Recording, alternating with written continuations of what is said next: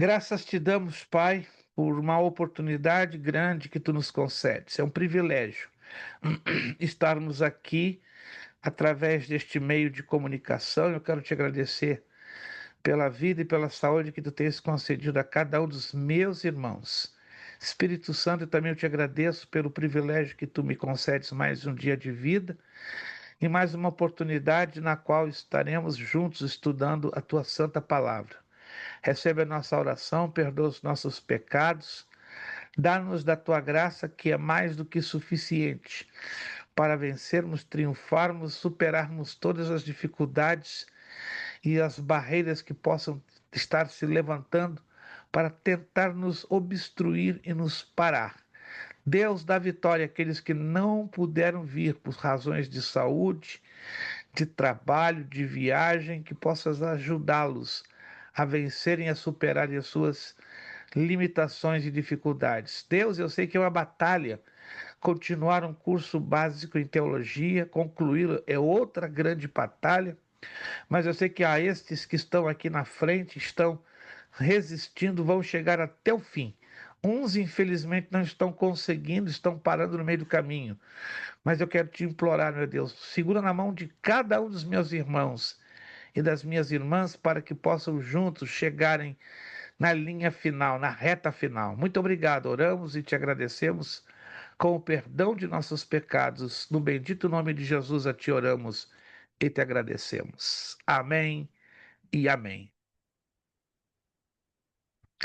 Muito bem, meus irmãos, pela bondade de Deus, estamos aqui na nossa terceira aula da matéria a teologia do obreiro, terceira aula. Vou dar um aviso, dois ou três avisos agora, mas bem rapidamente, e voltarei a refazê-los perto do finalzinho da nossa aula de hoje. Número um, eu sei que cada um de vocês, como eu também, passamos por lutas, dificuldades, problemas, limitações. Às vezes não temos como estar na aula e até mesmo não conseguimos cumprir por A e B e C razões o compromisso da prova, né? Seja ela na primeira, seja ela na segunda chamada. Entretanto, eu estou tendo uma grande, enorme sobrecarga, enorme mesmo, muito grande, não estou exagerando uma letra, de atividades. Estou corrigindo muitas provas, muitos trabalhos, e isso parece que não dá muito, muito trabalho. Até Deus proclamar na sua boa misericórdia e graça, dar um crescimento um pouquinho maior à nossa escola, que eu estou orando a Deus já há alguns meses, para Deus trazer um crescimento maior, para termos entradas o suficiente para pagarmos dois empregados a meio tempo, não a tempo completo, porque os custos que o Estado nos impõe são muito altos. Mas se Deus nos abençoar com um crescimento lá na frente, para podermos assalariar dois empregados a tempo a part-time, já vai nos dar um grande, gigantesco alívio. Grande, grande, grande, grande, né? Nós não temos de momento uma secretária, um secretário. Eu praticamente faço tudo, tudo, tudo, tudo que você pode imaginar. Não é só minha contadora que se encarrega da parte financeira, né? Tudo que entra com tudo que sai, eu tenho que enviar semanalmente um relatório para ela e ela faz um trabalho muito bem feito. Claro que nós pagamos um valor alto anualmente para ela. Ela faz um trabalho fantástico que não nos deixa a desejar diante do governo. Mas diante então de algumas dificuldades que eu estou tendo, e não são poucas, a partir de hoje, anote aí, você que não fizer a primeira chamada da prova, terá, obviamente, a oportunidade de fazer a segunda. Mas se também, eventualmente, você vier a ter dificuldades em fazer a segunda chamada, aí fica automaticamente para um trabalho. Eu estou aqui olhando na minha lista, eu não vou falar aqui em público por uma questão de respeito e ética, mas tem três alunos desta turma que ainda, por aí B razões, não puderam fazer nem a primeira e nem a segunda chamada da prova. Então, automaticamente eu vou notificá-los, né, no privado, né, já estão sendo, alguns deles já estão aqui conosco hoje aqui, né, repito, não vou entrar em detalhes por respeito, por questão ética, né, porque é uma coisa um tanto a nível de professor para aluno, mas nós vamos fazer uma notificação formal e dar as instruções para a entrega do trabalho, ou seja, vamos determinar como vai ser o formato do trabalho, com base na matéria, com a apostila, com base nos slides, com uma entrega à frente entre 30 a 40 dias. Então, anotem, a partir de hoje, o aluno terá direito à primeira e à segunda chamada da prova. Não conseguindo fazer nem a primeira e nem a segunda chamada, então, automaticamente, para não haver perda ou o prejuízo na falta da nota, passará a fazer o trabalho e aí o trabalho será a posteriori assinalado, ou seja, discriminado, com uma entrega entre 30, como no máximo 40 dias à frente. Compreendido, meus irmãos? É para facilitar o nosso lado, porque nós estamos com muitíssima carga de trabalhos para corrigir, provas para corrigir. Inclusive, eu estava esperando fecharmos essa leva de segunda chamada e acabou que 3 alunos, por A e B, C razões, não puderam fazer.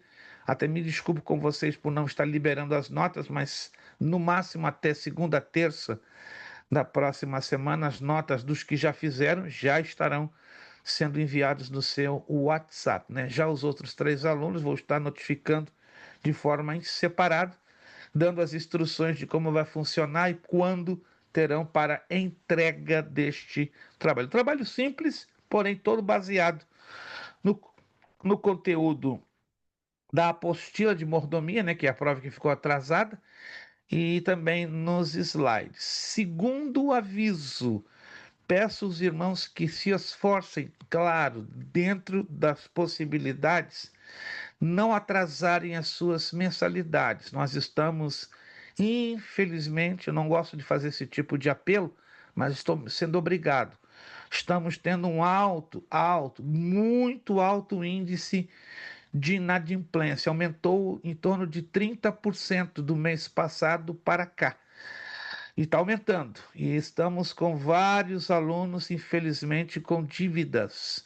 Lamentavelmente, o aluno que ficar devendo mais de 2 meses, ou seja, entrando para o terceiro mês de dívida, seremos obrigados a suspender temporariamente o aluno, que não faz sentido. Nenhuma escola trabalha com o aluno devendo 3 meses. Não existe. Eu queria que você me dissesse qual é a escola que trabalha assim, como no máximo 2 meses, e o aluno dando uma satisfação para negociarmos as mensalidades atrasadas, porque nós dependemos das mensalidades para fazer funcionar, não é, a operacionalidade. Pagamos impostos ao governo estadual, ao governo federal, e a sua mensalidade para nós não é um luxo, é uma necessidade para manter a engrenagem da escola teológica funcionando, porque nós temos uma licença, né, junto do governo americano. Estou dando esse esclarecimento, porque se algum aluno tiver alguma dúvida sobre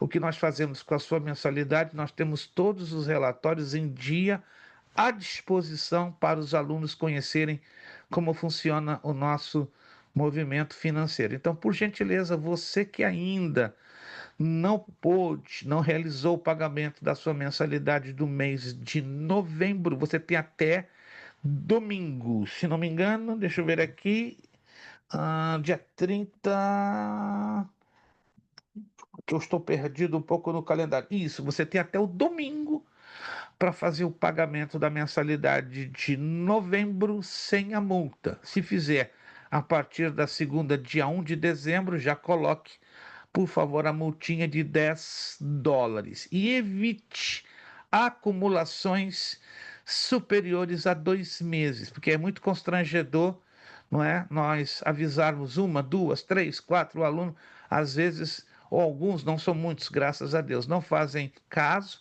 e aí nós somos obrigados a suspender, porque não faz sentido manter um aluno com mais de 2 mensalidades atrasadas, ok? Conto com a gentileza, conto com a ajuda. Eu sei que Para muitos o momento está um pouquinho apertado, um pouco difícil, para todo mundo está difícil. Mas vamos nos entreajudar e orar uns pelos outros para Deus manter as portas abertas de trabalho para todos, para nós também, e que a bondade de Deus continue mantendo a nossa escola e sempre à frente, e no nome poderoso de Jesus. Vamos então à continuação, né? Já demos os avisos. Vamos à continuação na página 7. Estamos estudando a natureza da chamada. A natureza da chamada. Já falamos da chamada de natureza comum, não é? O nome natureza comum já diz tudo, todos estão envolvidos por igual. Agora, a chamada de natureza específica, ela já é diferente. Aqui diz: além da participação de todos, existem ministérios específicos para os quais há homens chamados por Deus. Quando eu falo homens, eu também incluo mulheres. Não é? Nossa visão, ela é bíblica, a visão da nossa faculdade teológica, ela é bíblica, ela é interdenominacional, nós não nos inclinamos particularmente para nenhuma denominação, embora a nossa inclinação bíblico-teológica, creio que os irmãos já observaram, somos pentecostais, entende? A minha igreja, né, a nossa igreja de formação básica, desde lá do passado, são as Assembleias de Deus, mas eu não ostento a bandeira da Igreja Evangélica Assembleia de Deus, tenho profundo carinho, profundo respeito, não é? À Igreja Assembleia de Deus. Hoje eu sou membro de uma Igreja Assembleia de Deus americana, certo? Mas também não estou aqui fazendo com que hasteie a bandeira da Igreja Assembleia de Deus. Por isso a nossa visão ela é interdenominacional, vale para todas as denominações, mas a gente não abre mão do fogo do Espírito Santo, Pentecoste. Então nós somos pentecostais, né? Somos uma faculdade teológica que valoriza a visão pentecostal. Eu estou frisando isto porque dependendo da denominação e se ela é tradicional, ela vai ter dificuldade com essa questão da chamada específica. Ela vai ter muita dificuldade. Eu me refiro aos batistas, a alguns presbiterianos e metodistas. Eles têm uma sincera dificuldade com a questão de chamadas. Interessante, né? À luz das Sagradas Escrituras, essas chamadas sempre foram precedidas de marcantes experiências espirituais, pelas quais as pessoas foram capacitadas a colocar em um plano inferior todos os demais interesses. Em outras palavras, Deus chama a todos nós para servi-lo.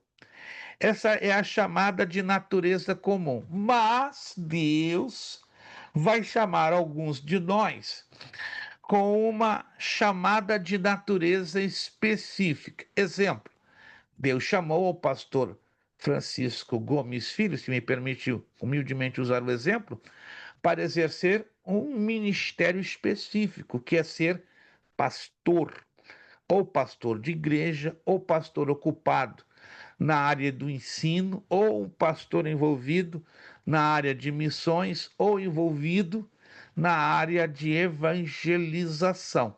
Quando nós estudamos sobre o ministério pastoral, ele abrange 4 áreas. Vamos ter essa oportunidade ainda nesta matéria estudarmos que o ministério pastoral ele envolve pastoreio, não é, ou cuidado de vidas, ensino, trabalho missionário e trabalho evangelístico. Se o elemento em questão é um pastor, mas não está desenvolvendo uma dessas 4 áreas, ele está fora, como diria no ditado popular, está fora da casinha, ou está fora do plano bíblico com respeito à chamada, porque a chamada tem que ser cumprida à luz da Bíblia. Se não é cumprida à luz da Bíblia, tem alguma coisa errada, entendeu? Aqui um exemplo, ó. Moisés, está aqui na nossa página 8. Apesar de sua posição elevada e da instrução, em toda a ciência dos egípcios, tornou-se poderoso em suas palavras e obras. Atos 7:22. Os 40 anos como pastor de ovelhas no deserto contribuíram para torná-lo manso. Números 12:3. Entretanto, só após a experiência da sarça ardente é que ele foi capacitado para a grande missão de libertar o povo israelita escravizado no Egito. Êxodo 3:2-10. Também temos os exemplos de Isaías e de Saulo no caminho de Damasco, de acordo com Atos 9:1-22. Então, Moisés, temos aqui um grande exemplo que foi chamado para ser um pastor. Diga-se de passagem, o pastor da maior igreja e da mais complicada do planeta Terra. Por quê? 3.600.000 membros. E todo mundo complicado. E muito, não é pouco não. Pastor, igreja é lugar de gente perfeita? Jamais. Mas às vezes nós encontramos gente muito complicada. E aí o trabalho chega a ser dobrado, triplicado ou quadruplicado. Imagine, irmãos, tem pastor que está queimando a cabeça com a igreja de 50, 70, 150 membros. Imagine Moisés, 3.600.000 membros. Eu não queria estar no couro, no chinelo de Moisés. E diz a Escritura que ele era o homem mais manso da face da terra. Imagine se não fosse. Quando ele feriu a rocha, era para falar, fala que ela vai sair água. Mas o homem, debaixo de uma pressão insuportável, irmãos, põe um camarada manso. Se sou eu, se é você, já tínhamos, com todo respeito, chutado o balde e até perdido a qualidade da vida eterna. Mas Deus teve misericórdia de Moisés, poupou a salvação dele, mas pagou um tributo, né? Eu costumo dizer um pedágio pesado, não entrando na terra prometida. Aí alguém vai dizer, ah, pastor, o homem fez tudo certo. Fez, mas Deus queria que ele fizesse tudo certo até o final. Não que Deus estivesse, compreendam isso, cobrando de Moisés a perfeição. O que Deus cobra mais de nós, vamos ver se você consegue imaginar. Ele cobra muitas coisas de nós cristãos, mas tem uma coisa que Deus não abre mão de cobrar de nós. E quando a Obediência. gente. Obediência, irmãos. Kelson, leva cinquentinha para casa, por favor, Kelson. Fica triste não, tá? Leva cinquentinha, já vai começar. 50 para o Kelson, leva cinquentinha. A unção kelcinina já está por aqui, ó. Já está ao cheiro. Também Unção quero kelcinina. 50, pastor, que eu abri meu áudio para responder e fechei. Ô, minha irmã, vai chegar lá, calma. A senhora tem que ser rápida no gatilho. Eu sei que a senhora tem uma habilidade, né, no seu trabalho. Eu também acredito que a senhora tem uma habilidade aí no dedinho para abrir o seu controle. Gente, obediência. Deus pede muita coisa para mim e para você, mas o que ele não abre mão, não, e é inegociável, é a obediência. Mas, Senhor, mas não tem essa de mais Senhor, mais Senhor. É obedecer ou não é obedecer? E a parte mais difícil, vamos ser sinceros, para nós seres humanos cumpri-la. Por isso que Deus está sempre falando na sua palavra: esforça-te, ser valente, santifica, mate a carne, mortifique a sua carne. Por quê? Porque Deus sabe que o maior inimigo que temos dentro de nós é o nosso eu, que atrapalha em muito a nossa obediência. A chamada para o trabalho, número 5, página 8. Essa chamada sempre comove o homem a sentir profundo amor pelas almas, sem pensar em recompensas materiais. Aliás, esta é uma condição imposta por Jesus, capacidade de vencer todos os obstáculos e de suportar os sacrifícios por esta causa gloriosa. Outra coisa que Deus não abre mão, obediência, mas está no pacote, presta atenção. No pacote da obediência, tem outra característica que Deus não negocia. E é nesta característica que muitos crentes estão morrendo literalmente na praia, ou seja, estão fazendo isso aqui para servir a Deus, estão pensando que estão obedecendo, mas estão falhando neste requisito, que é um dos mais difíceis, que nos leva à plena, à completa obediência a Ele.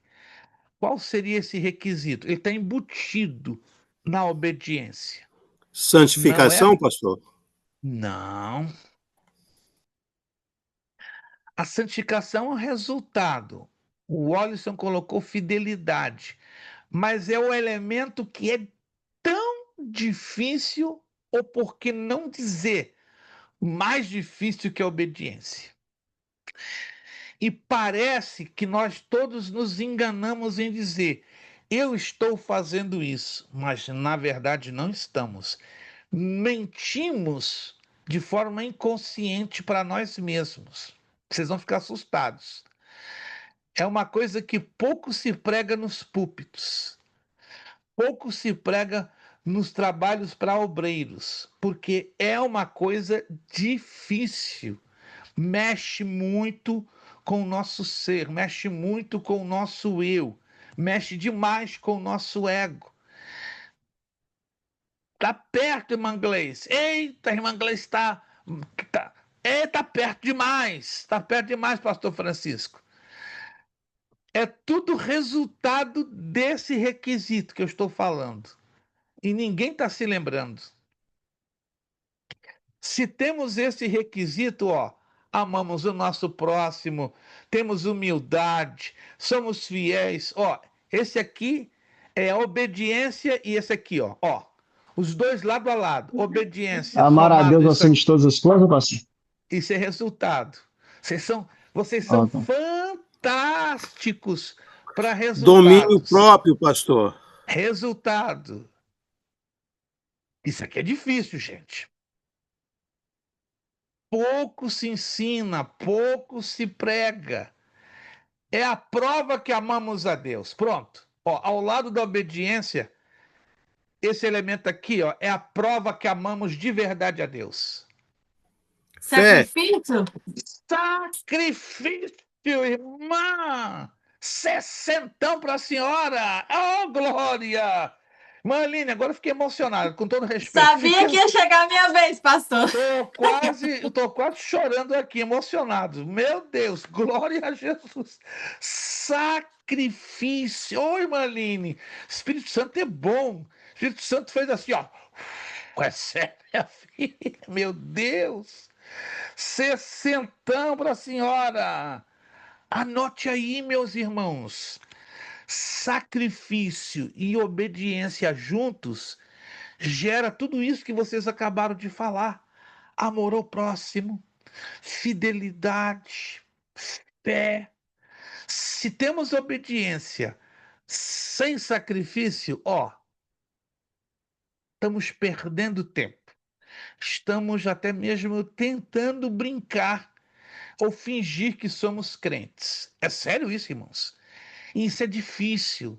Se prega pouco, se ensina quase nada sobre a importância do sacrifício. Por isso que servir a Deus nunca foi, não é e jamais será fácil. Anotou? Obediência e sacrifício. Os dois têm que andar juntinhos. Se eu não tenho os dois, eu não vou ter nada a nível dos resultados que os irmãos acabaram de falar e foram bem corretos. Mas se não tiver o sacrifício, amar as almas requer o quê? Obediência e sacrifício, porque aí eu vou ter amor. Dizimar fielmente, obediência e sacrifício. Parem para pensar. Todas as qualidades que julgamos serem corretas no sentido de servir bem a Deus, estão todas acopladas, ligadas à obediência e ao sacrifício. Por isso que Deus nos dê graça para não medirmos preço ou consequência do que tenhamos que fazer para servi-lo. Número 6. A chamada divina, um desafio irresistível. A chamada divina manifesta-se na vida do candidato ao ministério antes de sua consolidação. Já falei isso, pergunto de novo, vamos ver se alguém vai se lembrar. Significado da palavra ministério. Ela está ligada com a palavra grega diaconia, que aí é a base da palavra diácono. Vamos lá. Significado da Serviço. palavra ministério. Serviço. Serviço. Serviço. Irmã Jocélia faturou 40. Eita! Irmã Jocélia está lá no Brasil, abocanhou 40. Deixa Deus lhe usar, irmã Jocélia. E olha que a conexão dela não está legal. Imagine se tivesse. Está ventando, mas está lá. Irmã Jocélia, 40 pontos. Serviço. Não se esqueça disso. Vamos lá. Constitui para a pessoa um desafio irresistível a ponto dela nada temer, mesmo consciente das inúmeras adversidades que enfrentará em favor do reino de Deus. A chamada divina o inflama, a paixão pelas almas o domina, o executar a sua missão em qualquer circunstância proporciona-lhe a maior felicidade, apesar de tudo que sofrerá. Irmãos, a chamada de Deus, quando ela bate em mim, bate em você, ela é tão forte que, eu não estou querendo nem saber que vão me pisar, que vão me amassar, que vão me apedrejar, que vão me difamar, que vão me caluniar. É uma chama tão forte que você passa por cima de tudo isso e não está nem aí com a sua reputação. Falem o que quiserem falar de mim, tente me arrebentar, mas parar ninguém me para. Alô? Minha oração é que Deus dê a você, minha irmã, meu irmão, essa chamada irresistível para cumprir a missão de Deus até as últimas consequências. Número 7, a chamada e o preparo intelectual. Já falamos tanto sobre isso, mas nunca é demais bater nessa tecla. A instrução, o preparo intelectual e o treinamento em um educandário cristão não constituem uma chamada divina para o santo ministério. Não. Os batistas, por exemplo, por uma tradição cultural e histórica, aprenderam o seguinte: se eu estou estudando teologia, é com o objetivo de ser um pastor. Mas a Bíblia não ensina isso. Mas eles aprenderam por uma cultura que vem lá de trás, da Escócia do século XVI. Entrar agora nesses detalhes eu prefiro não fazê-lo. Mas se você pesquisar, vai descobrir que os batistas, que no passado eram chamados de anabatistas, nasceram na Escócia em meados do século XVI, e a cultura deles era o seguinte: se você entra num seminário, no Instituto Bíblico, numa faculdade teológica, é com o único objetivo, estudar para se tornar pastor.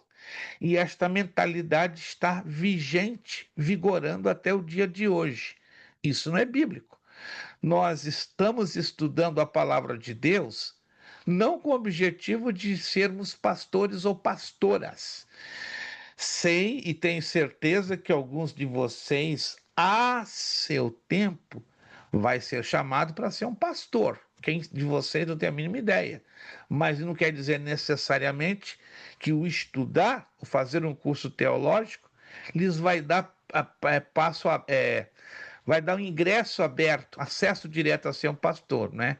Com exceção aqui do nosso pastor Francisco, os demais irmãos trabalham como obreiros, leigos, né? Ou alguns como clérigos, que são os presbíteros e evangelistas, né? Os laicos são os diáconos, mas o mais importante é que saibamos que o preparo da parte do obreiro é uma direção bíblica. Entendam isso aqui. Não é um mandamento, mas é uma direção bíblica. E eu continuo. Estes fatores, indubitavelmente, tornam mais amplas as oportunidades do servo de Deus e são úteis ao seu ministério. Ninguém pode ensinar o que não aprendeu. Os que se aventuram envolvem-se em confusão e caem no descrédito das pessoas entendidas no assunto. Paulo a Timóteo deixa claro que os presbíteros e pastores deveriam se ocupar na preparação da palavra.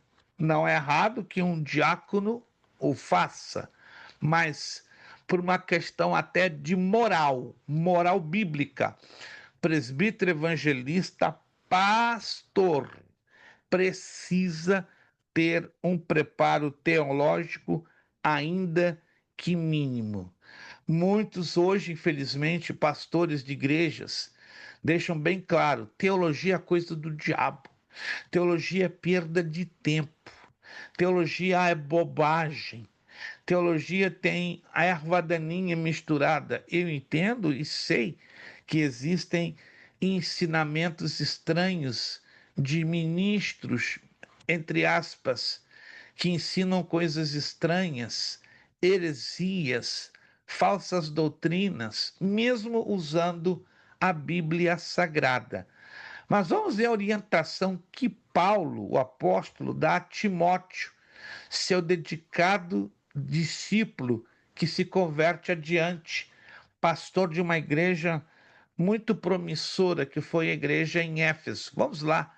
Primeira carta de Paulo a Timóteo, capítulo 4. Primeira carta de Paulo a Timóteo, capítulo de número 4. O que eu vou ler agora não é um mandamento, é uma orientação para o fortalecimento do ministério de Timóteo, seu querido discípulo, amado irmão. Primeira carta de Paulo a Timóteo, capítulo 4, versículo 11. Gostaria que todos, na medida do possível, pudessem estar ligadinhos com este texto. Primeira carta de Paulo a Timóteo, capítulo 4, versículo 11. Diz assim: manda estas coisas e ensina-as. Versículo 12.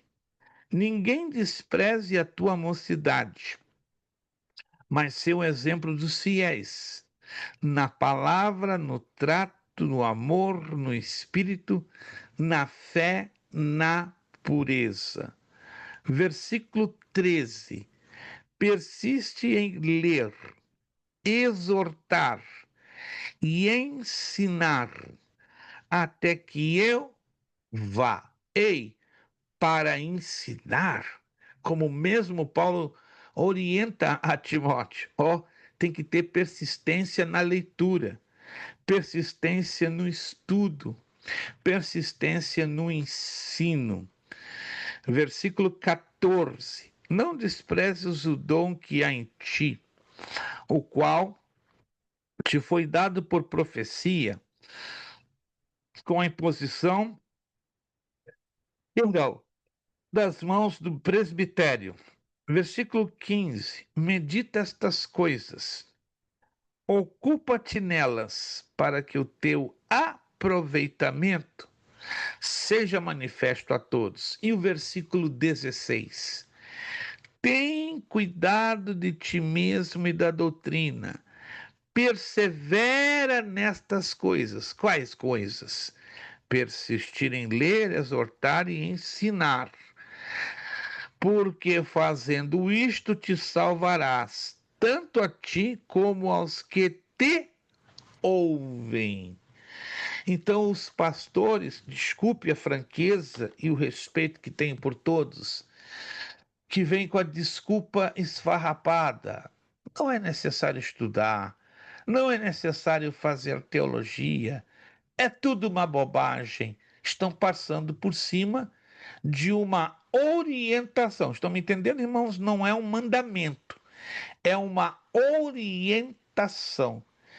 E se a Bíblia já nos dá uma orientação, eu pelo menos entendo que já é algo importante para mim. Eu não preciso seguir somente os mandamentos, ou preceitos, ou estatutos, ou ordenanças. No momento que Deus já me dá uma orientação, para mim é mais do que o suficiente. Mandamento, então, nem se fala. Não tem como você negociar. Nós não podemos negociar princípios. E esses princípios estão ligados a mandamentos, estatutos, preceitos, estatutos e ordenanças. Mas se Deus me dá uma orientação, para mim também já é inegociável. Mas tem uns espertos e uns corajosos que estão negociando orientações, com desculpas, entende? Para argumentar causas que defendam aquilo que eles pensam, não aquilo que a Sagrada Escritura nos orienta ou nos ensina. Então, repetindo e concluindo, um pastor, um diácono, um presbítero, um evangelista deveria ter a dignidade de ter pelo menos um curso básico. Curso básico. Se não tem pelo menos um curso básico em teologia, prova que não tem de fato amor ao chamado que Deus lhe deu. Não tem amor às almas. Não tem amor até mesmo à sua própria salvação, que Deus lhe outorgou com com tanta luta, ou seja, com tanta determinação da parte de Cristo em se entregar na cruz do Calvário, ou seja, não valorizamos a nossa salvação. Número 8. O mérito das escolas de preparação. Quanto aos seminários e institutos, a formação e o nível espiritual deles determinarão em grande parte a condição espiritual do ministro. Por outro lado, nenhum preparo intelectual substitui a meditação na palavra de Deus e na oração. A isto temos denominado de velho método, pois o encontramos na Bíblia desde os tempos remotos. Moisés e Arão caíram sobre seus rostos. Números 14, 5, 7. Diante dos problemas da primeira comunidade cristã, os apóstolos buscaram soluções que lhes permitissem dedicar-se à oração e ao ministério da palavra. Você pode ter a melhor preparação, você pode ter a melhor estrutura teológica de ensino possível, mas nada disso supera ou substitui uma vida de oração e uma vida de separação a Deus. É necessário termos uma vida de oração, uma vida de meditação nas Escrituras. Infelizmente, vamos entrar aqui nesta parte, nem todas as escolas teológicas, faculdades, institutos bíblicos, seminários têm um legítimo compromisso com as Escrituras, porque vai depender da visão dos seus fundadores, dos seus professores. A visão deles é genuinamente bíblica ou genuinamente humana, financeira e mercantilista. Mas, pastor, as escolas para sobreviverem precisam, claro, isso eu entendo perfeitamente, mas tem escolas e faculdades que visam o primeiro lugar, isso aqui, ó, os valores. Há uma diferença entre valor e preço. Algumas dessas escolas colocam em primeiro lugar o preço e em segundo o valor. Não é a mesma coisa? Valor é uma coisa, preço é outra coisa. Preço está envolvido cifras, números. Valor está envolvido estima, está envolvido peso de conteúdo, está envolvido seriedade, genuicidade, essência. Infelizmente, nós vemos hoje escolas que cobram o olho da cara, mas não ensinam o sentido do valor. Ensinam do preço, mas nada do valor. Que Deus nos ajude a valorizarmos as pequenas coisas, não baseadas no preço, mas baseadas na sua essência. Número 9, a chamada e habilitação. O conhecimento profundo das Sagradas Escrituras, aliado à poderosa unção do Espírito Santo, completa a habilitação daquele que é chamado por Deus para o seu serviço. Temos inúmeros exemplos na Bíblia de homens e mulheres chamados. Outros não tinham a sua devida habilitação e foram habilitados, ou seja, foram preparados no calor do deserto, no calor das tribulações, no calor das necessidades. O conhecimento profundo das Sagradas Escrituras, já falei, aliado à poderosa unção do Espírito Santo, completa a habilitação daquele que é chamado por Deus para o seu serviço. Letra A divina condição para o trabalho.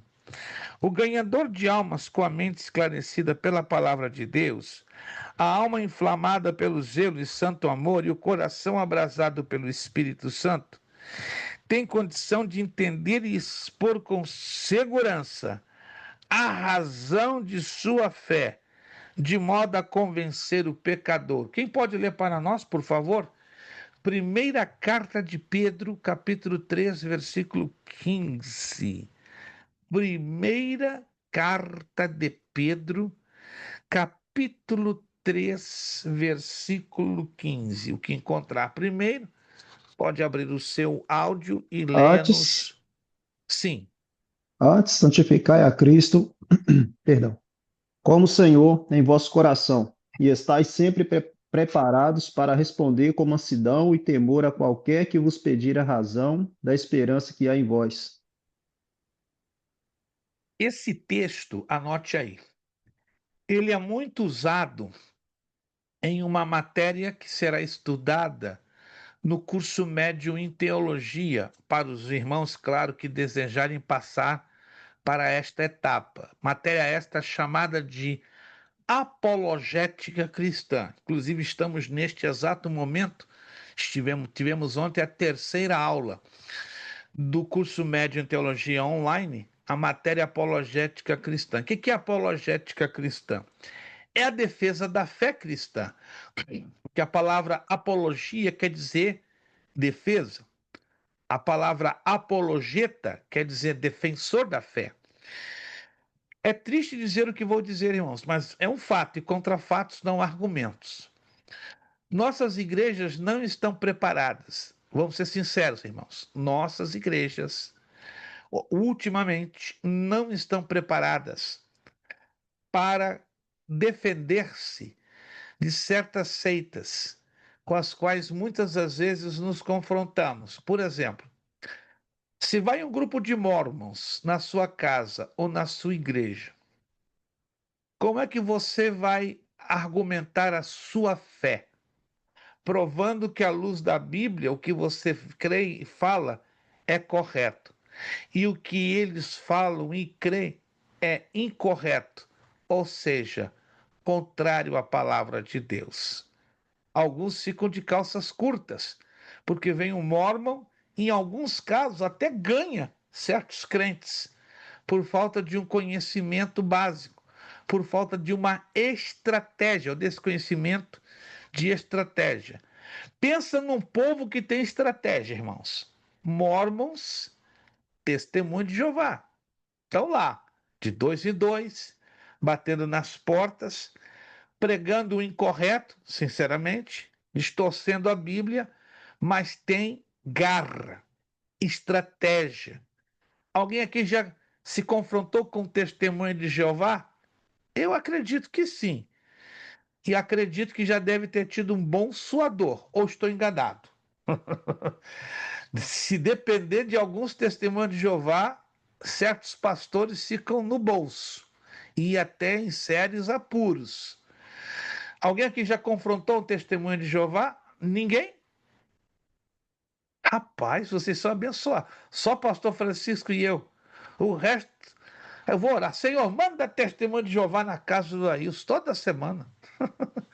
Para fazer uma prova ao teu servo. Manda na casa do Jonathan pelo menos 4 casais de testemunho de Jeová para despertar o teu filho, para deixar ele mais animado. Aí, manda uma dúzia de testemunho de Jeová lá na casa do Kelso. Eita, o Kelso, como é que o Kelso vai se virar dessa?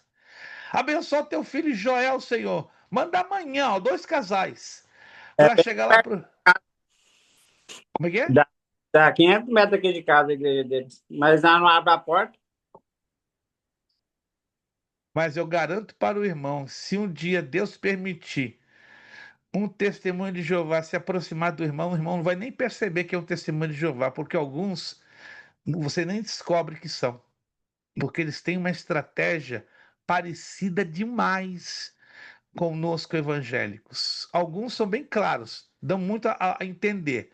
Já outros não, eles entram assim, ó. Posso orar na sua casa? Podemos falar de Jesus? Eles estão usando a mesma linguagem dos evangélicos para ter o quê? A entrada. No momento que entrou, aí é outro assunto. Mas aonde eu quero chegar, irmãos? Será que nós estaríamos preparados a lidar com esse tipo de pessoas? Querem ver outro tipo de pessoas que temos dificuldade em lidar com elas porque não estamos preparados? As lésbicas, os gays, os trans. Passei por uma igreja brasileira um tempo atrás, não vou dizer, na área da grande Massachusetts, grande Boston. Me deu vergonha. Num culto estavam 2 casais de gays, 3 de lésbicas e 4 de trans. Olha o jardim zoológico que se arrumou. O pastor do púlpito não se sentiu na dignidade de saudar estas pessoas. Vergonhoso. Elas se sentiram marginalizadas. Causou revolta na minha pessoa e minha esposa e 2 outros casais. Terminando o culto, o pastor chamou-nos a atenção. Ei, não vale a pena saudar essas pessoas, preocupar-se com elas. Eu fiquei, como é que é, pastor? Fala de novo. Eu estou ouvindo direito. Pastor, são almas, são vidas que precisam ter uma experiência com Jesus. E o Senhor me disse que não devemos nos preocupar com elas. Que negócio é esse? Não estou entendendo. Ou só mudou o seu discurso de domingo passado para agora? Porque até então nunca havia entrado essa avalanche de gays, lésbicas e trans. Aquilo me causou, irmãos, decepção, raiva, angústia. Sabe por quê? Nossas igrejas, infelizmente, não estão preparadas ainda para lidar com esse tipo de pessoas. Como é que você agiria com algum desses tipos de pessoas? Você abriria o seu coração para recebê-las? Falar de Cristo para elas ou dizer tchau, você não é bem-vindo aqui na nossa igreja? A resposta você vai dar diante de Deus. Eu dou a minha com toda humildade. Jamais eu vou isolar um trans, um gay, uma lésbica, seja lá quem for, dessa situação tão estranha que hoje, ao invés da igreja estar aberta para recebê-los e acolhê-los, não acolher os seus pecados, mas acolhê-los como seres humanos e levá-los a ter uma experiência com Jesus. Quantos estão me entendendo, gente? Quantos estão me entendendo? Infelizmente, nossas igrejas não estão preparadas. Não, é de 10, 2, como muito, estiverem preparadas para receberem essas pessoas.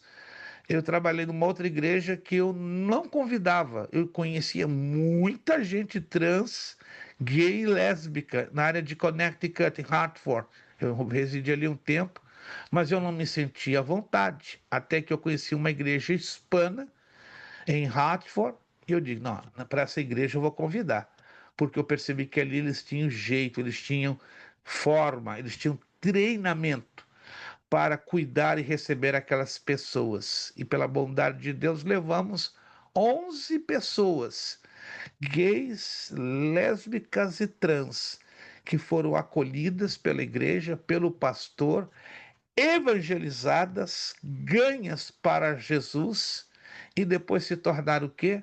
Obreiros de valor. Vale a pena investir, trabalhar com essas pessoas? Claro que sim, irmãos. São almas caríssimas diante de Deus. Será que elas são tão caras para nós? Aí vem a questão, não é? Da chamada e da habilitação. Irmão Kelso faz uma abordagem. Antes de olhar a aparência, devemos olhar que por trás tem uma alma como a nossa, independente da situação que ela vive. É verdade, é verdade.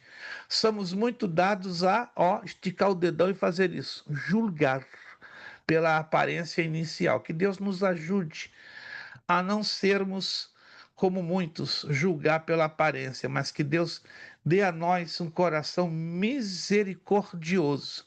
Misericordioso. Assim como Deus olhou com misericórdia um dia para mim e para você, que estávamos indo para o inferno, que Deus deu o mesmo olhar para mim e para você. E olhemos com misericórdia essas almas que estão gemendo para terem uma experiência com Jesus. Homem capaz para uma obra excelente. Está lá embaixo. A última linha da página 8, aí você vira a página para a página 9. Homem capaz, mulher capaz para uma obra excelente. Se alguém deseja o episcopado, excelente obra deseja. 1 de Timóteo 3:1. É lógico que para uma excelente obra é necessário um homem capaz. Em adição a isso, aplicamos a pergunta de Paulo: e para estas coisas, quem é idôneo? Idôneo quer dizer quem é capaz, quem está preparado. 2 de Coríntios 2,16. Não neófito, para que ensoberbecendo-se não caia na condenação do diabo. Anote aí se você não sabe o que é neófito. Neófito é novo convertido. Estão colocando neófitos na obra de Deus, ou seja, chamando neófitos para ser diaconisas, diáconos, missionárias, presbíteros e pastores. Isso é ridículo e contra a orientação bíblica. Para chamar alguém para a obra de Deus como obreiro, é necessário que primeiro ela mostre maturidade. Segundo, que ela tenha um bom governo da sua própria casa. Terceiro, que ela tenha uma boa conduta, irrepreensível. E quarto, tenha o chamado e um mínimo de preparação secular e espiritual. Letra C, a responsabilidade do ganhador de almas. Certa ocasião, escute, ouvi de um obreiro improdutivo esta desculpa. Já ouvi várias vezes essa desculpa. Cada um tem seus diferentes dons. Isto até que é verdade, mas não se aplica aos descuidados e indolentes, que agem como se não fossem responsáveis pelos seus insucessos. Se de fato recebemos e administramos diferentes dons espirituais, estes resultados em notável êxito em nosso ministério. Busquemos com os dons espirituais para a edificação da igreja. 1 de Coríntios 14:12. Os ministérios, Efésios 4:1 e 12, também exercem suas funções na edificação do corpo de Cristo e visam um fim proveitoso. 1 de Coríntios 12:7. Vamos entender agora a importância dos ministérios. Deixa eu traçar uma diferença entre dons e ministérios, tá? Dons, ferramentas preparadas, vêm perfeitas do céu para meu e seu uso. Anotaram? Dom. Então, ferramentas preparadas, já perfeitas para o nosso uso, para servirmos melhor a Deus. Ministério, chamado, capacitação. É aquela chama que Deus coloca aqui dentro, e aí? E vai depender também, em alguns casos, do seu devido amadurecimento. O ministério está mais ligado ao fruto do Espírito, está ligado ao caráter. Já viu aquela pessoa, aquele obreiro, que promete e não cumpre? Prega e não vive? Promete, mas está sempre falhando? Tem um discurso lindo, mas uma terrível falta de conduta. Ele é desorientado, ele é muitas das vezes até mentiroso. Aí entra o problema de caráter. Como é que eu conheço o caráter de um obreiro? Se ele fala a Ponta de verdade ou corda, está mentindo. Repita. ponta de corda.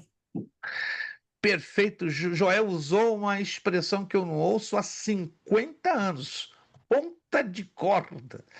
Meu avô costumava usar essa expressão, né? Sendo judeu, né? Que no hebraico é Tahamarit Yahanu. Tahamarin Yahu. Ponta de corda. Meu avô ficava muito nervoso, né? Tahamarin Yahu, não seja um ponta de corda. Ou seja, não seja um camarada descompromissado, de duas caras. O que você fale, cumpra. Isso é sério, irmãos.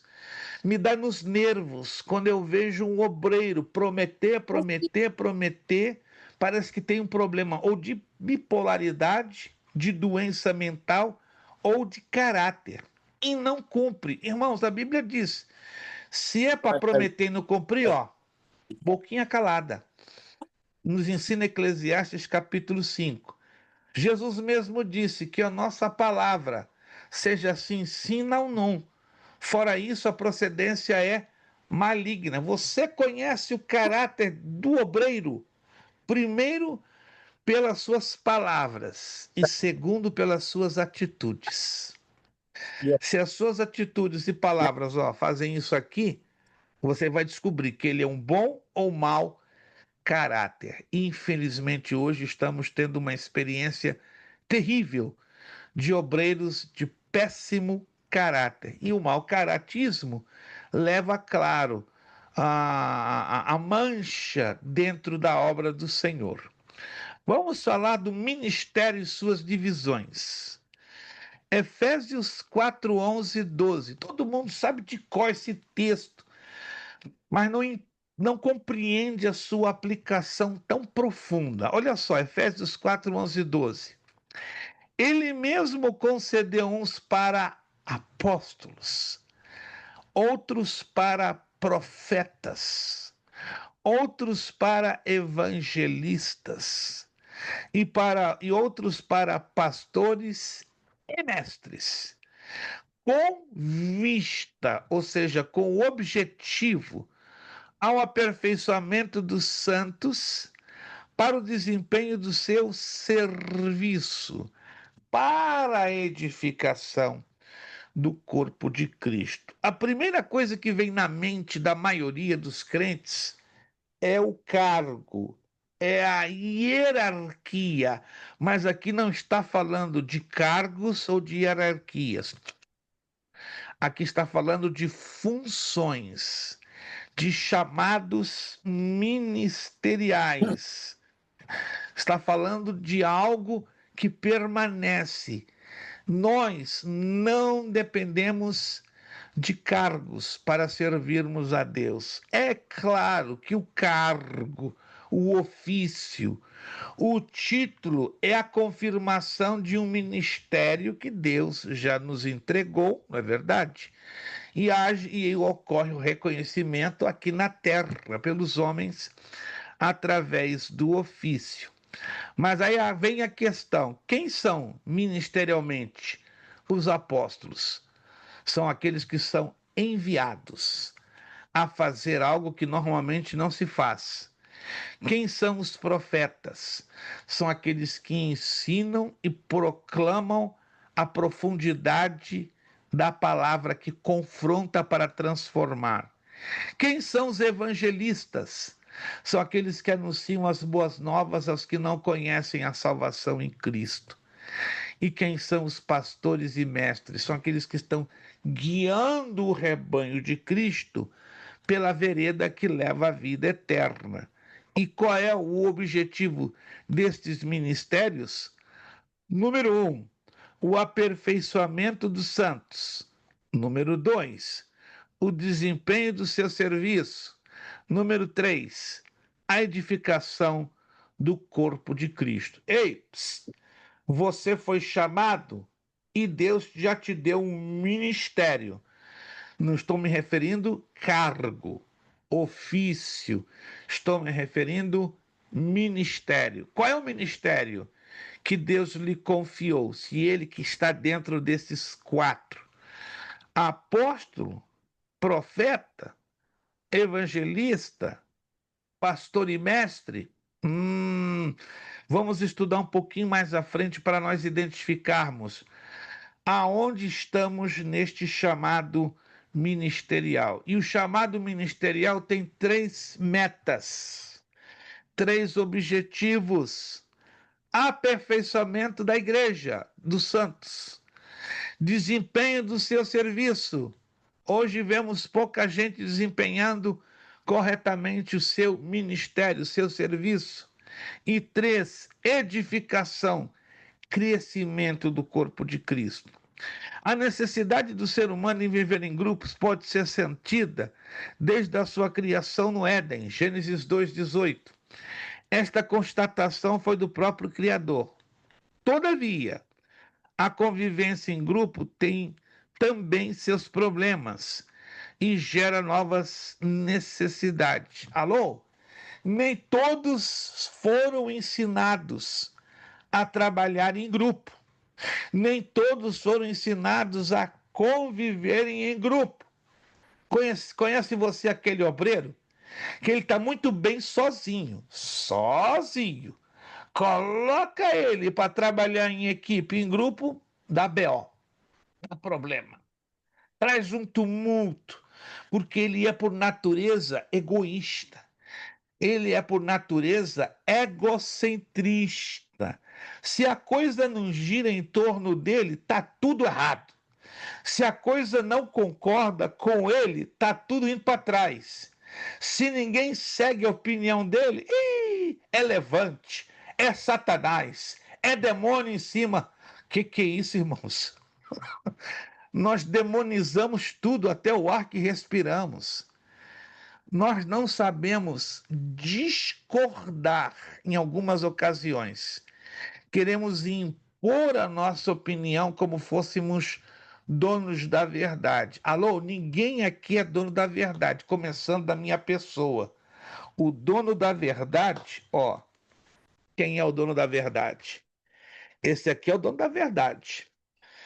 Lutamos para apresentar a verdade tal qual ela é, mas não nos dá o direito de manipular essa verdade como nossa. Eu não posso pegar a palavra de Deus, manipulá-la e colocar, digamos, por goela abaixo de você. A coisa é assim. Alô?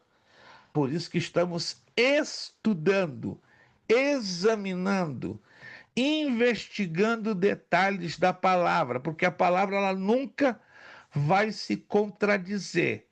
Alguns colocam a palavra na boca e criam uma segunda, uma terceira e até uma quarta interpretação, com o objetivo de quê? Manipular, trabalhar ao seu bel prazer. Mas quando seguimos o que Jesus nos orientou, examinai as Escrituras, o aspecto muda completamente.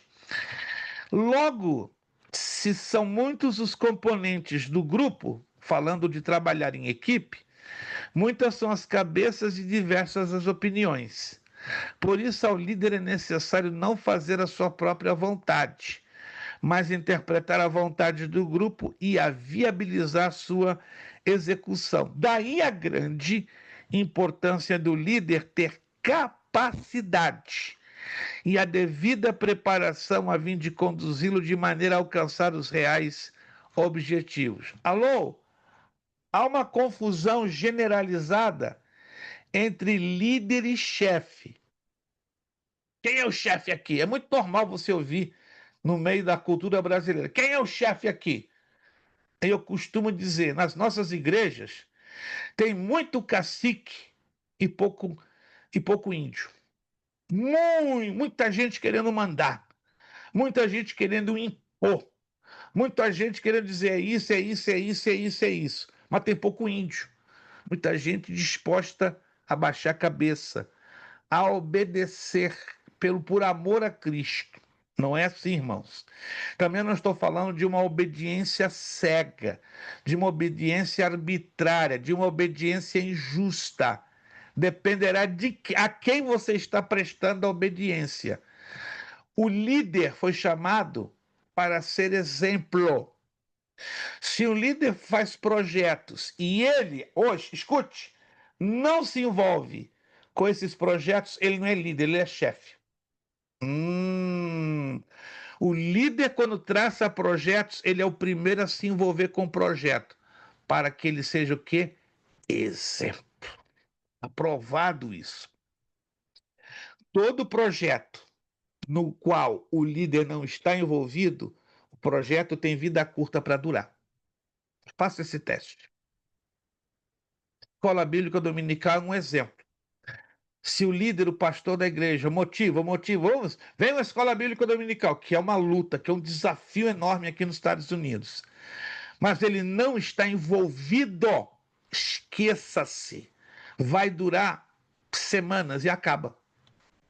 Igual trabalho de oração. Vamos, cavalheiros, vamos fazer o trabalho de oração entre os homens. Se o líder motiva, mas não é o primeiro a estar envolvido, vai fracassar em poucas semanas. E assim por diante.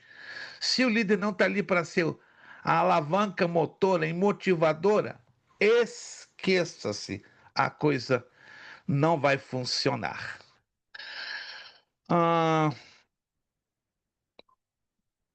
O que é o ministério? Aqui, número 1.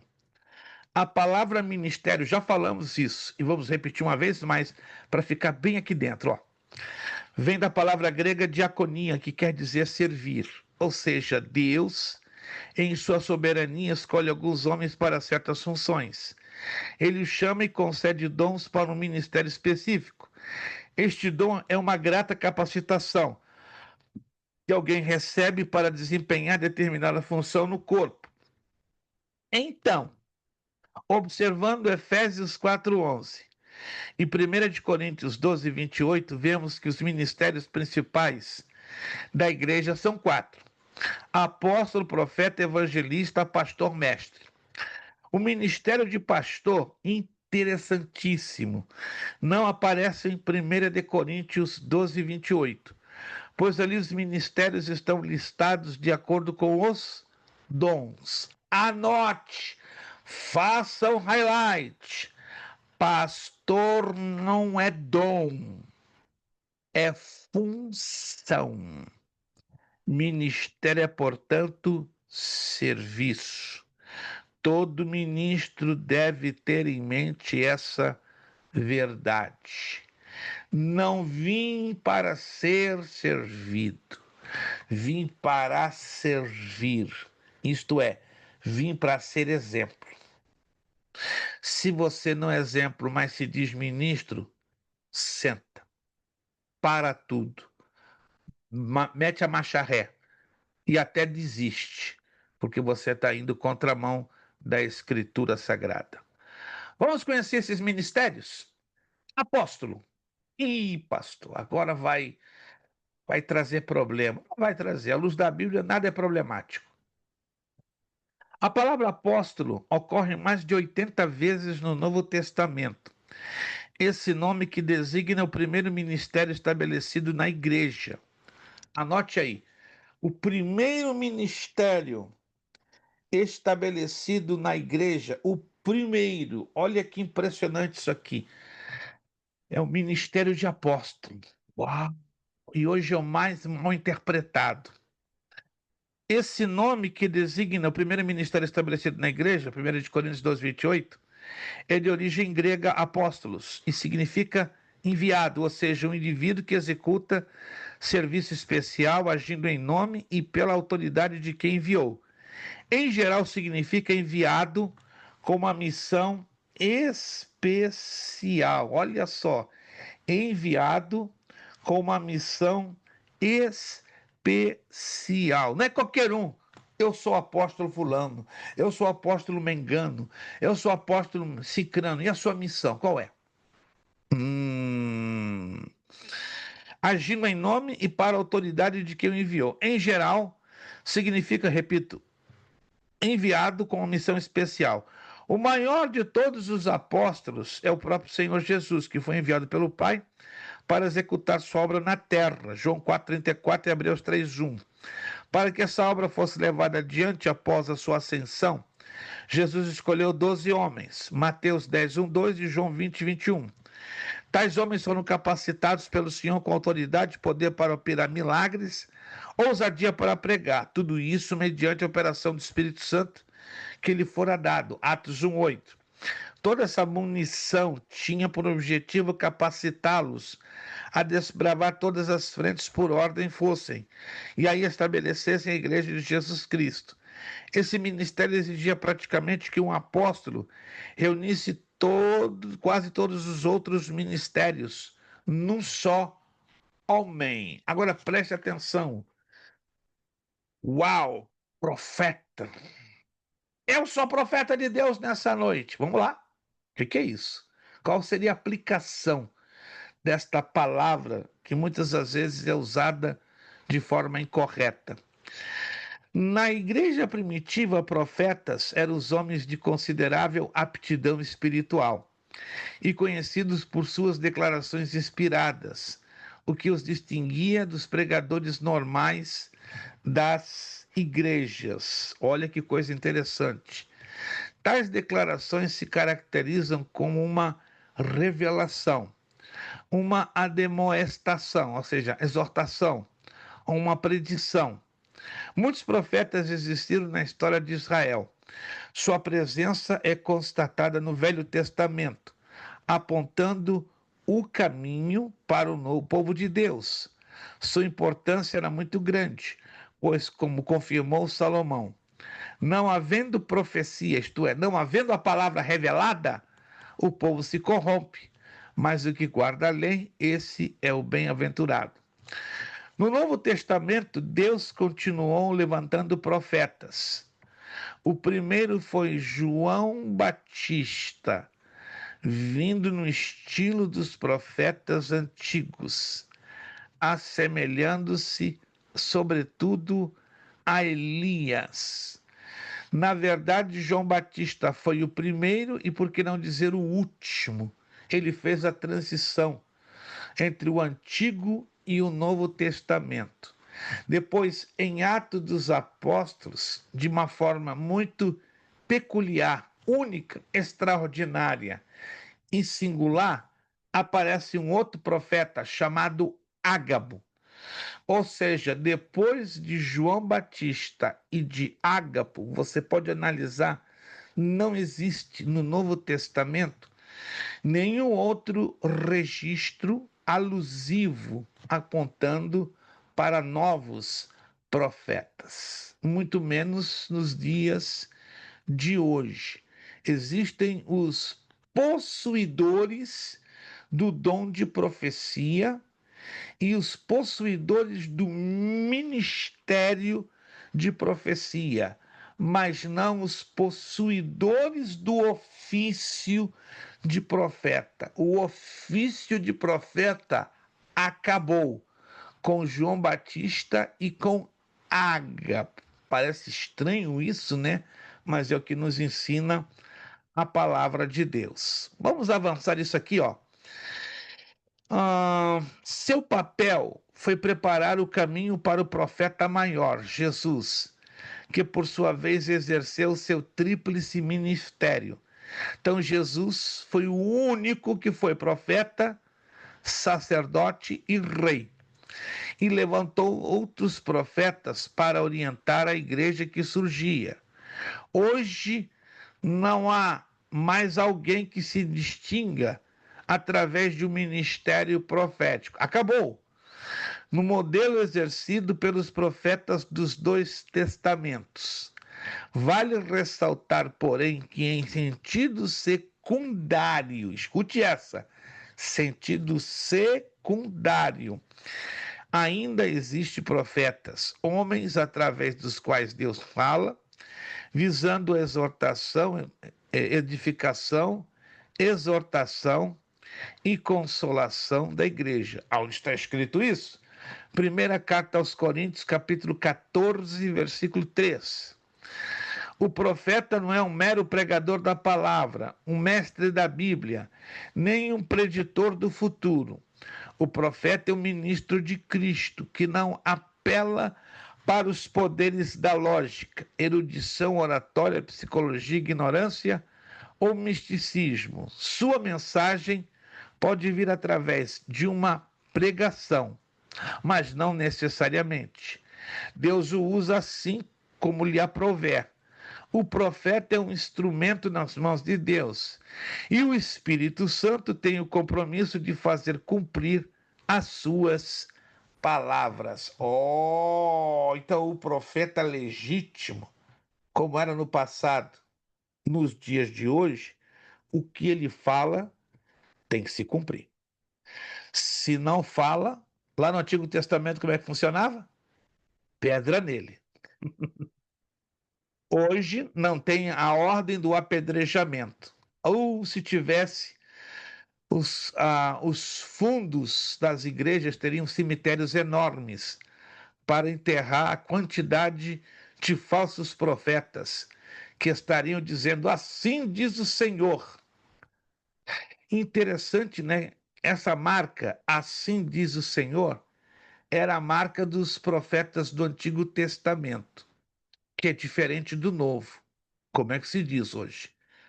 Assim diz o Espírito Santo. Porque é o Espírito Santo que está revelando da parte de Jesus, o Filho, e da parte de Deus Pai. Eu não sabia isso. Nós vamos avançar um pouquinho isso na próxima aula. Isso é uma tecla muito delicada que causa muita confusão no meio das igrejas. Então, nos dias de hoje, assim diz o Espírito Santo. Peraí, então, a maioria do que eu estou ouvindo de palavras proféticas, entre aspas, tem alguma coisa a desejar? Sim. A Bíblia diz que temos que fazer o quê? Examinar as profecias. Mas a Bíblia nos proíbe de examinar o profeta ou a pessoa que está sendo usada. Estranho isso, né? Temos que examinar a profecia, ou seja, ela está encaixada aqui dentro?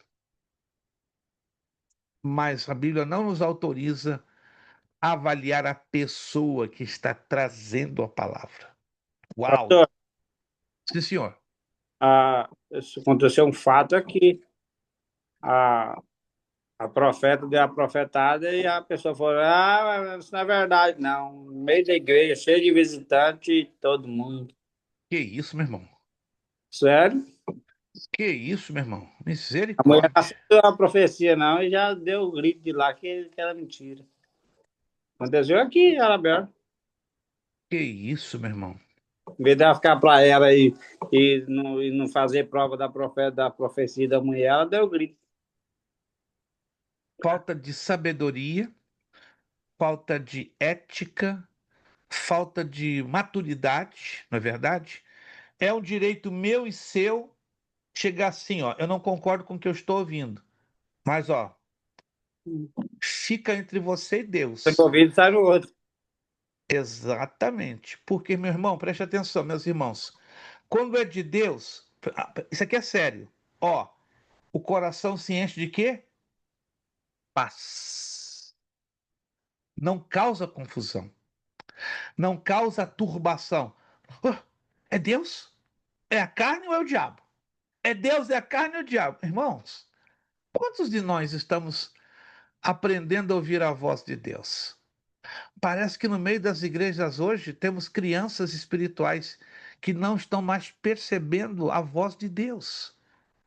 Elas ouvem tantas vozes, menos a voz de Deus. Temos que ter muito cuidado, irmãos. A Bíblia continua sendo a Bíblia. Examinai as profecias. Não vamos examinar as pessoas, porque elas são falhas, são pecadoras como eu, você e nós. Vamos examinar o que ela está trazendo. Tem conteúdo bíblico, tem edificação, tem exortação, tem consolação. E por que não se avalia desta maneira? Porque pouco ou nada se conhece da profecia. Existe a profecia, o dom de profecia e o ministério profético. Eita, agora sim, agora pegou. Pergunta na maioria das pessoas se elas sabem distinguir a diferença entre os três. A diferença entre profecia, dom de profecia e o ministério profético. De 10 pessoas, se 2 responderem corretamente à luz da Bíblia, aplauda.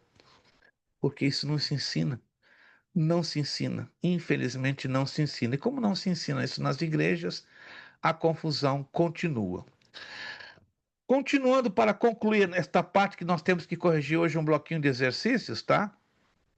O profeta não é um mero pregador da palavra, ou um mestre da Bíblia, nem um preditor do futuro. O profeta é um ministro de Deus que não apela para os poderes da lógica, erudição, oratória, psicologia, ignorância ou misticismo. Sua mensagem pode vir através de uma pregação, mas não necessariamente. Deus o usa assim como lhe aprouver. O profeta é um instrumento nas mãos de Deus e o Espírito Santo tem um compromisso de fazer cumprir as suas palavras.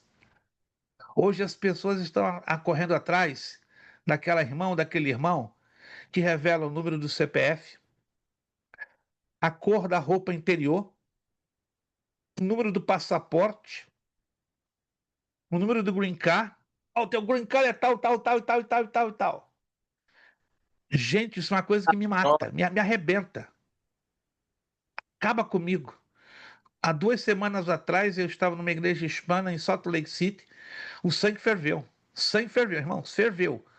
E eu falei, Espírito Santo, não me deixa abrir a boca. Eu sou calmo de temperamento. Mas foi um disparate atrás do outro. E aí eu ouvi uma voz suave falando debaixo do meu ouvido direito. Vai lá e repreende. Só isso. A igreja cheia. O que eu vou fazer, Senhor? Vai dar problema. Vai lá e repreende. Fui debaixo do ouvido do irmãozinho, com muito respeito, em o nome de Jesus de Nazaré. Espírito de confusão, cala-te agora. É como se tivesse tomado um choque de 200 volts. Ficou assim. Ficou assim. Sabe aquela pessoa que não recebe uma pancada e não sabe de onde vem? Ela. Aí o pastor da igreja, tá tudo bem? Não sei, assim mesmo. Não lo sei, não lo sei. E se sentou. E acabou. Acabou a palhaçada. E o pastor da igreja, o que você falou debaixo do ouvido dele? Nada demais. Não, mas me fala. Deixa eu terminar o culto que eu vou falar para o senhor. Terminou o culto. O pastor nervoso, vem cá, me ensina aqui. O que aconteceu? O que você falou? Debaixo do ouvido do indivíduo. Cala-te, espírito de confusão, em o nome de Jesus.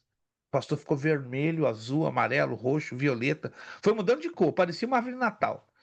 Também não falou nada. Aí eu comecei a entender. Ei, papai, aonde eu amarrei a minha cabrita? Fui lá convite para trazer uma palavra de saudação. Eu tinha dado uma aula no nosso núcleo em uma igreja e me convidaram para ir numa outra igreja, e aí eu assisto esta situação que infelizmente é comum bastante, né?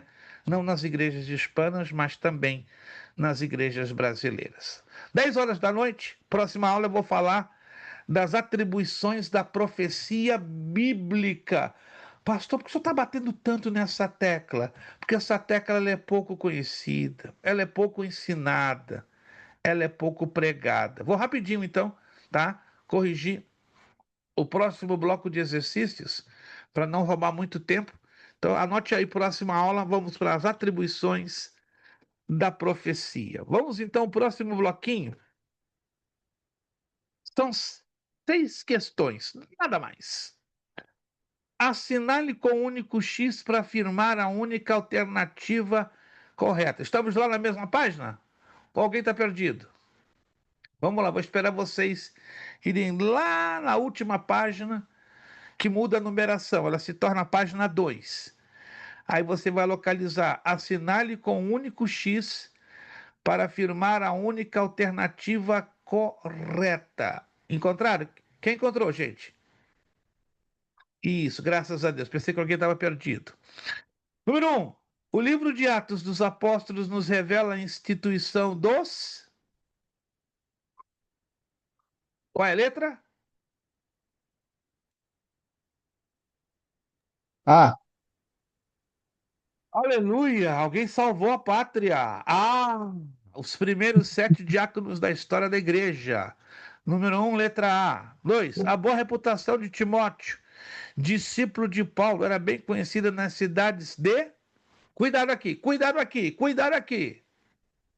Aqui dá problema. gadinho.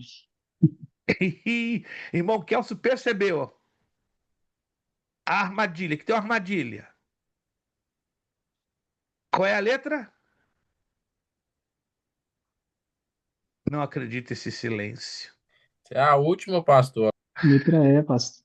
Letra E. Por quê? Por quê? Ó, valendo 75, eu vou dar 7,5.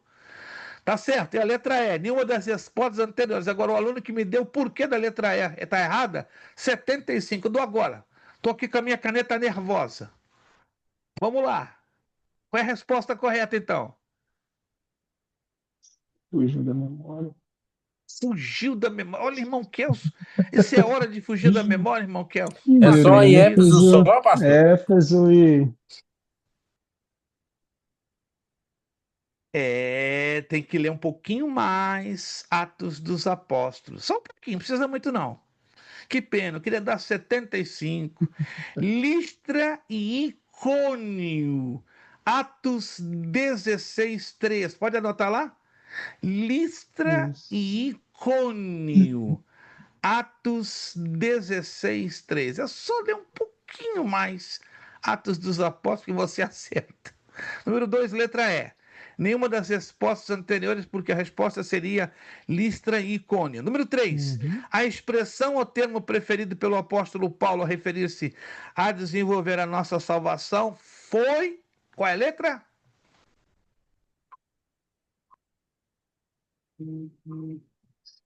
É Não 16, acredito. 2, pastor. 16, 3. 3. Atos 16, 3. Varia em algumas Bíblias. Em algumas Bíblias está 2, em outras está 3. Varia. Em algumas Bíblias está É, 2, em a outras minha está tá 3. 2. Em algumas estão 3. Ok, ou 2 ou 3. Mas importante que você encontrou lá Listra e Icônio. Número 3. A expressão ou termo preferido pelo apóstolo Paulo a referir-se a desenvolver a nossa salvação foi. Essa é fácil. Essa é fácil. Irrepreensíveis. Repreensíveis. Isto, irmã Letra A. Jocélia lá tá ligada. Irmã Jocélia vai lá devagarzinho. Irrepreensível. Irrepreensível. Letra A. 3, letra A. Número 4.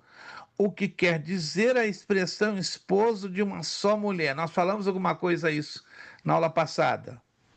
Qual é a letra? C.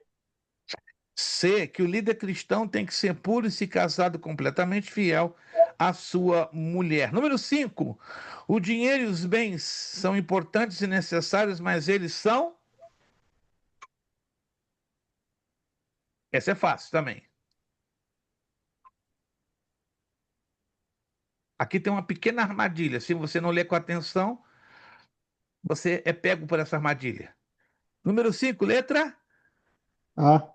Ah, A. os meios e não o fim ou propósito de nossas vidas.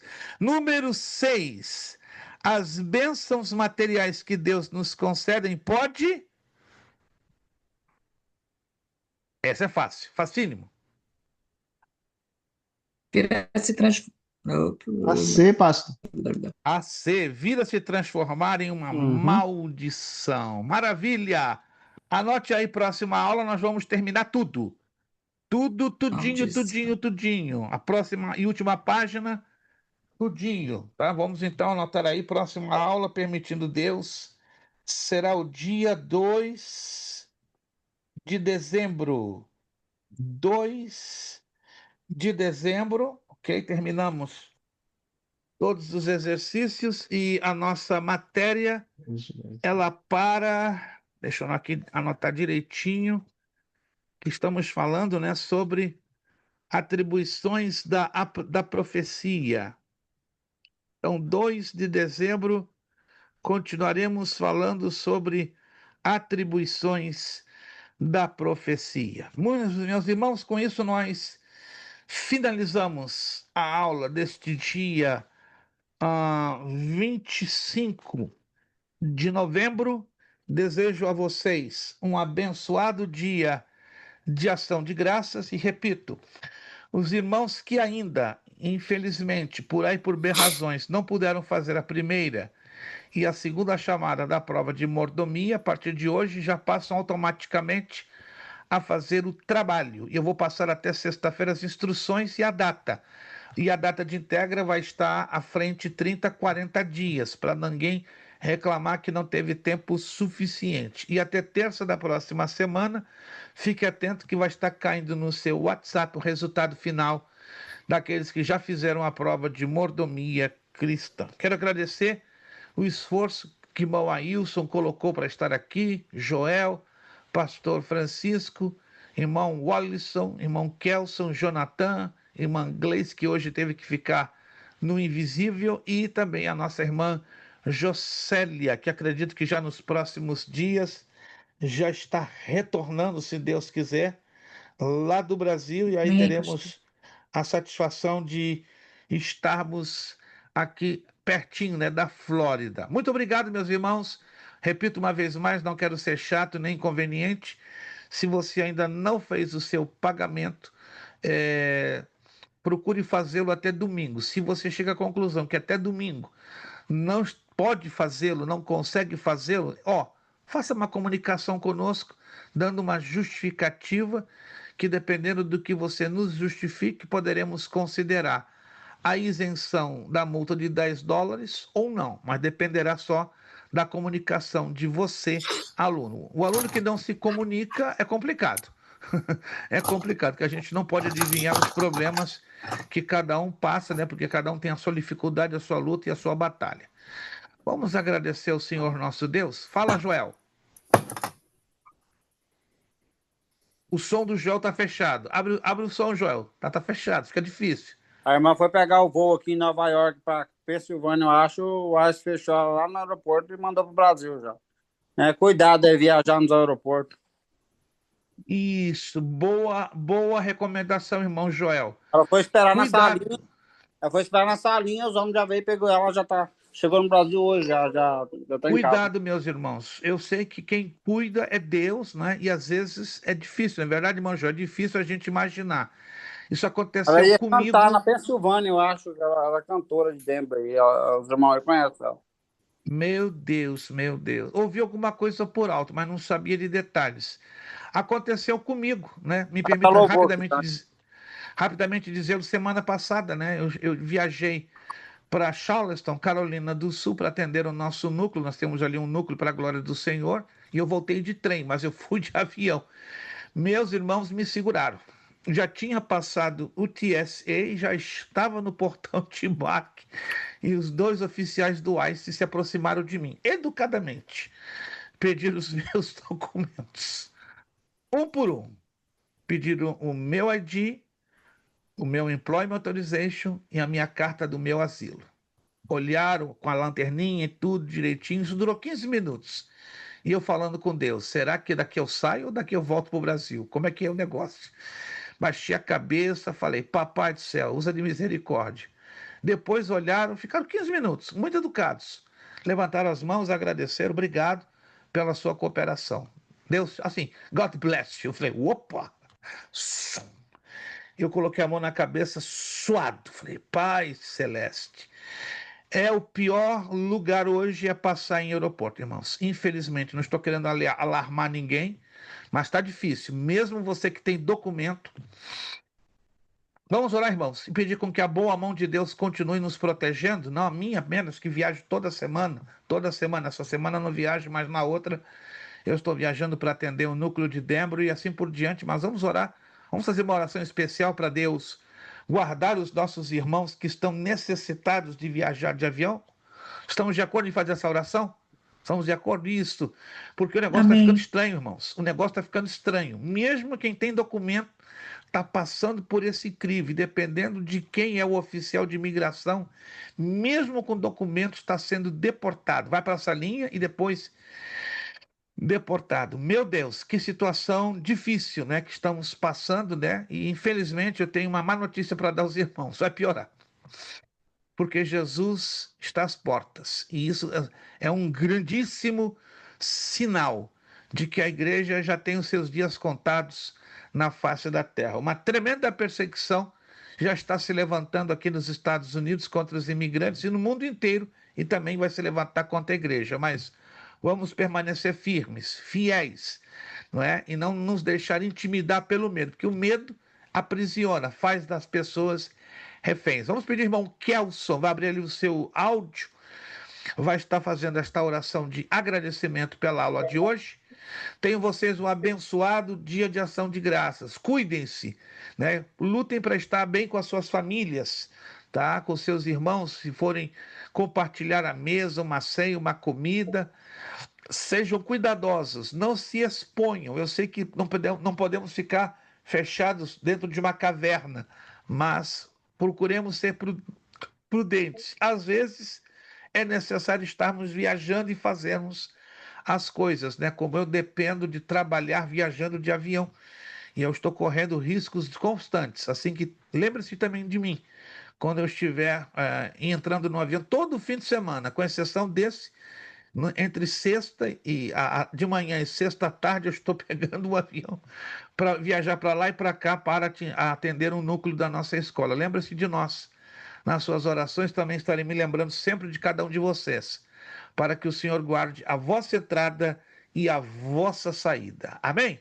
Irmão Kelson, nos levando a Deus em oração, agradecendo pela aula de hoje e também pedindo a proteção de Deus sobre nós que precisamos, né, estarmos viajando de avião, seja a trabalho ou por qualquer outra razão qualquer. Irmão Kelson, orando e agradecendo. Papai querido, papai amado, graças te damos a Deus por tudo, graças te damos a Deus pelo decorrer da aula que aconteceu na data de hoje, pois a tua presença, meu Deus, se manifestou em nosso meio, através da tua palavra, para que nós venhamos, ó Deus, ser verdadeiros obreiros aprovados, ó Deus, para o bom andamento da tua obra. Graças te damos por tudo, ó Deus, que o Senhor continua nos dando graça, continua derramando, ó Deus, o teu poder sobre a vida de cada um, pois o Senhor sabe, ó Deus, aqueles que estão desanimados, aqueles que não puderam participar da aula por motivos a quais somente o Senhor conhece, e que nós venhamos, ó Deus, sempre estar, meu Deus, firmados em Ti, Pai, pois o Senhor é o nosso alvo, o Senhor é a nossa rocha. Também te pedimos, ó Pai, que o Senhor continue, meu Deus, nos guardando, continua, ó Deus, protegendo Teus filhos, ó Pai, nos aeroportos, nas estações, nas rodoviárias, que o Senhor continue, ó Deus, nos guardando debaixo das Tuas asas, que o Senhor venha nos dar proteção, meu Deus, em todos os lugares, pois a vida não para. A trajetória nossa aqui, meu Deus, neste lugar, está nas tuas mãos. O Senhor conhece tudo, o Senhor sabe de tudo e tem o controle de tudo. Te damos graça por tudo. Ser conosco, em nome de Jesus Cristo. Amém. Amém. Nosso lema para terminar tudo: seriedade. Seriedade. Compromisso. Disciplina. Compromisso, disciplina. Seriedade. Seriedade. Seriedade. Disciplina. Seriedade. Compromisso, Disciplina. É É necessário que necessário ele que ele cresça e cresça que e eu que eu diminua. diminua. É É necessário que necessário Necessário ele que ele que cresça e cresça cresça que e eu que e eu eu diminua. diminua. diminua. É É necessário que ele necessário necessário que ele que ele cresça cresça e cresça que e que eu eu diminua. diminua. E a Deus damos o quê? Damos A honra, a a honra, a glória glória e e o o poder. poder. Deus os abençoe. Feliz dia de ação de Amém. graças. 2 de dezembro estaremos aqui de volta se Jesus não voltar. Se voltar, já era. É lá no céu mesmo, um negócio. Muito obrigado a Amém. todos vocês. A paz do Senhor. Amém, meus Tenha um irmãos. A ótimo paz do Senhor a final de terça e uma todos. abençoada semana.